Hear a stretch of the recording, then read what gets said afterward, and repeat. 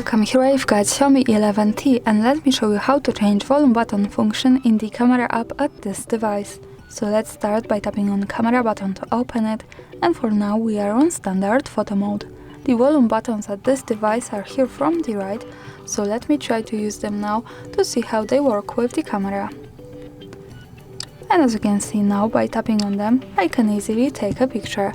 To change that function, let's go to right corner button, so we can get access here to more options about the camera we can manage.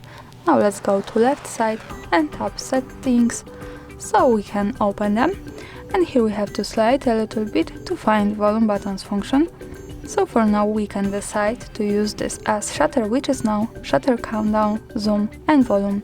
Let me change it to zoom to show you how it works different, and let's move back to camera. Now let me try to use volume buttons once again. And as you can see, I can easily get closer to my subject now and also move back, so I can use zoom by tapping on volume buttons. And that's all, thanks for watching, subscribe our channel and leave the thumbs up.